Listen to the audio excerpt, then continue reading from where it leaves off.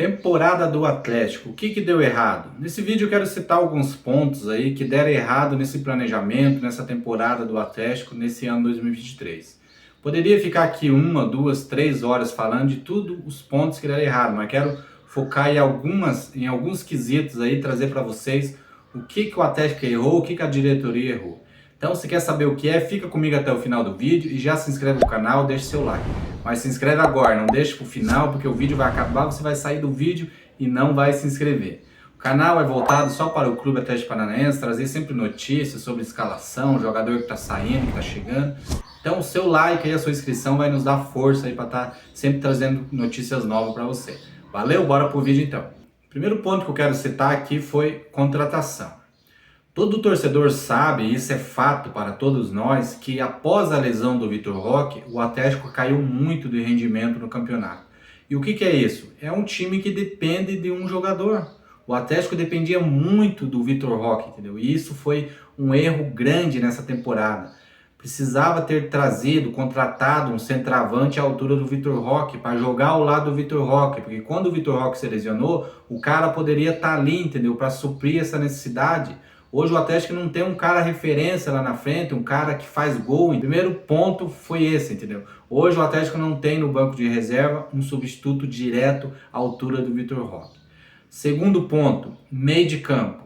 Não tem um cara também à altura do Fernandinho. Quando o Fernandinho não está bem, quando é substituído, quando o Fernandinho se lesionou, se machucou, quando ficou suspenso em alguns jogos, o Atlético perdeu muito no quesito qualidade meio de campo. O que é isso? Não tinha um cara também à altura do Fernandinho, entendeu?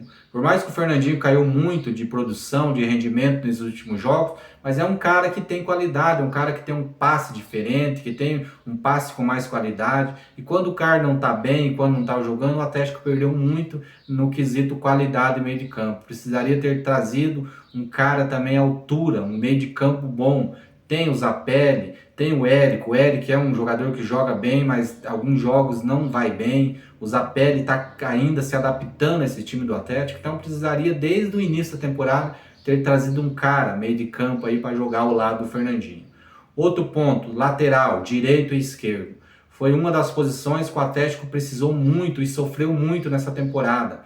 Lateral esquerdo, agora com o Lucas Esquivel começou a se adaptar ao time do Atlético, mas a temporada inteira o Atlético sofreu muito na lateral esquerda. A lateral direito, não preciso dizer também, já estava ruim, foram vender o Kelvin. Até hoje eu não entendi essa venda do Kelvin, porque não trouxe números, não trouxe lucro para os cofres do Atlético Paranaense. O Wesley Carvalho teve que adaptar, teve que improvisar. O Coelho teve que improvisar o Eric na lateral direito, porque não tinha um lateral direito para suprir essa decadência do time, entendeu? Trouxe o Bruno Pérez, um cara sem ritmo, um cara que não fazia tempo que não jogava, não conseguiu se adaptar ao estilo de jogo do Atlético. Então isso foi um planejamento mal planejado. A zaga também eu não preciso nem dizer, entendeu? O Thiago Heleno é um jogador, eu sou fã dele. Já fez muito pelo clube, mas eu acho que o que tinha que render já rendeu. Fez grandes temporadas pelo Atlético, as conquistas da Copa do Brasil e Sul-Americana ajudou muito o Atlético, mas hoje é um jogador que já não consegue render muito. Então o Atlético também, nesse planejamento, teria que ter trazido uns 2 zagueiros ali, ponta firme mesmo, para bater no peito e falar, ó, estamos aqui, vamos dar o sangue pelo clube. Não tinha o Kaique Rocha, o Matheus Felipe, mas era o Kaique Rocha e Matheus Felipe são zagueiros que ainda precisava ritmo, precisava de minutos, precisava de jogos para tentar se adaptar. O Atlético deu uma melhorada na zaga quando o Kaká chegou, quando começou a se adaptar, jogando ao lado de Thiago Heleno, mas mesmo assim não dava aquela firmeza ao time ainda. Então, acho que os laterais esquerdo, direito e zagueiro foi uma das posições que o Atlético mais sofreu nessa temporada. E o quesito técnico, acho que isso eu não preciso nem falar nada, acho que todo torcedor atleticano sabe. Desde a chegada do Filipão, também o Filipão levou o Atlético à final da Libertadores, mas foi um técnico que não tinha uma identidade com a torcida, com a equipe, entendeu? Fez uma boa campanha, levou o Atlético à final da Libertadores, mas o Filipão não é aquele cara, aquele técnico que dá aquela firmeza ao clube. Quando saiu o Filipão, entrou o Turra, piorou ainda. O Turra não tinha uma identidade com a equipe, não tinha uma identidade com a torcida. Fez um início de temporada boa, mas não dava aquela firmeza, aquela confiança que o torcedor queria. Saiu o Iturra, entrou o Wesley Carvalho. O Wesley Carvalho, querendo ou não, ele não tem experiência para dirigir, para comandar uma equipe grande à altura do Clube Atlético Paranaense.